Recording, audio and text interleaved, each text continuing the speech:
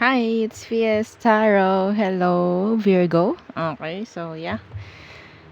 Love reading mid-November. O, diba? Syempre, before tayo mag-start, kung hindi ka pa nakakapag-subscribe, please do subscribe. And yeah, hit the notification bell para lagi po tayo maging updated sa mga mangyayari pa lang. Okay? And yes, don't forget na mag-follow sa atin pong FB page. And kung may tanong po pagdating sa private reading, you can message me sa akin pong FB page for more info. And okay, si friend, oo, wag natin kakalimutan. Okay, so, kung gusto nyo mag-try na magpa-reading sa kanya, open naman po yung kanyang FB page. Message nyo lang po siya for more info. Okay? So, there. And yes, about sa ating bracelet, available in black and red. O, diba? So, all-in-one evil eye bracelet. So, this is money, protection, health, love, and healing. Okay, and yes, meron tayong initial. Okay, para nasa inyo yung alam mo na. Okay? Oo, ayoko sabihin. Ha? Okay, so yun na yun. Oo. Kung ano nakapaloob doon, nasa inyo yun. Ha? Nasa inyo na yun. Okay. So, Virgo. Okay, so Virgo placements, anong meron? Okay. Situation. Tingnan natin. Siyempre, this is the person on your mind. Anong meron? Anong meron? Situation.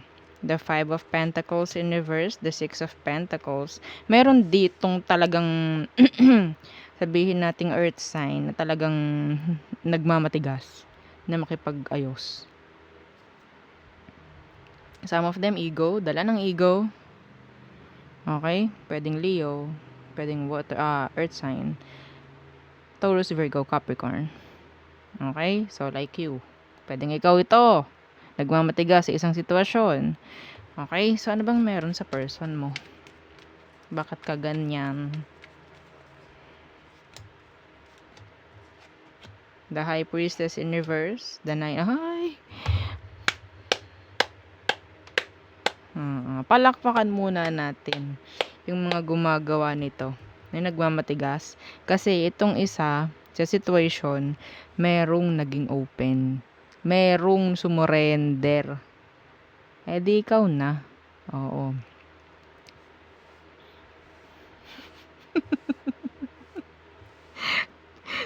Nagpunas. Okay, yes, see, ayan si Ace of Swords. What is this? Ano to? Di yung pagiging open, pagiging clear. 'Di ba? Someone, kung sino man itong person mo na to, kung sa sitwasyon merong naging open, merong naging soft, ay talagang gagawin ng pagkakataon ni Virgo. Or pwedeng vice versa. Okay? Pwedeng gawing pagkakataon yung pagiging malambot ng isa. Sasamantalahin na yon. Ay okay, nandito ka okay, sige. Parang ganyan, magmamatigas ako ngayon. Ay, taray. Nakakatawa. Okay, tingnan natin. Ano bang emosyon nito? Ano emosyon sa'yo nito? Ayan, nagbabalik, oo. Yeah, the Six of Swords and the Two of Swords in reverse. So, intention nito or emosyon niya is nag-decide na bumalik na mag-commit. Okay?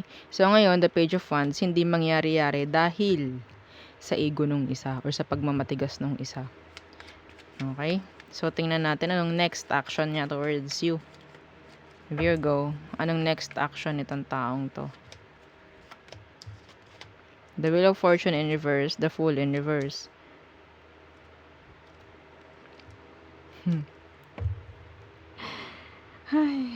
Hi buhay. Hi buhay. Okay. Nagiging careful sila. Alam nyo bakit? Kasi pwedeng may takot rin sila eh. May takot itong taong to na gumawa, sabihin natin, ng isa pang hakbang para makita mo na totally yung kaibuturan nitong taong to. Takot rin tong ma-reject. Okay? Kung nandyan siya, hanggang dyan lang muna yung pinapakita niya sa'yo. Hindi na yun para lumalim pa.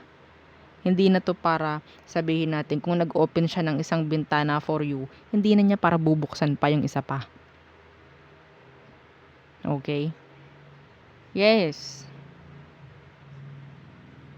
Well. Oo. Naging careful din siya. See, meron pa rin the Ace of Cups. Mahirap dito, Virgo, kung ikaw sobrang tindi ng luck mo, may chance na humanap to ng iba. I'm sorry. May chance na humanap ng iba yan. Masyado ka daw pa important.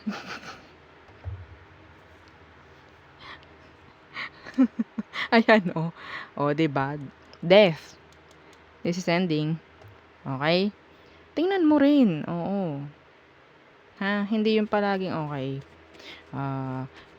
Nagiging open na siya. Pagkakataon ko na to na magmatigas ako. Hindi ganun. Okay? Hindi ganun. Syempre, depende pa rin sa sitwasyon nyo. Okay? Kung itong taong to sabihin natin ilang beses, 9 beses, 10 beses nang nangyari to, ngayon ka magagaganan. Pero kung ito isang beses pa lang, 2, so tingnan mo. Okay? Tingnan mo. Balansehin mo. Okay, so tingnan natin ano bang advice for you. Advice ko yun. Tingnan natin advice ng tarot. Okay? The King of Wands. The 9 of Cups. Okay. So, tingnan mo. Ang sinasabi rito is the King of Wands. Si King of Wands, sabihin natin, siya yung magaling mag-manage. Okay, minamanage niya. So, yun nga, pwedeng yun nga, balansehin mo, timpla-timplahin mo, o diba? Oo. The Nine of Cups, sabihin natin, kung sa tingin mo hindi ka nakakasakit, at ikaw ay masaya lang din, edi go. Pero kung sa tingin mo nakakaagrabyado ka na, or sabihin natin, nakakabwisit na yung mga ginagawa mo, alam mo yan sa sarili mo, itigil mo na. Maging, bigyan mo ng simpatya. Okay? Marunong ka dapat magbigay ng simpatya, rumespeto. Kung hindi mo naman gusto na, edi wag mong gawin to. Wag mong, okay? Wag, nag-rant. Okay? Oo. Vice versa, vice versa.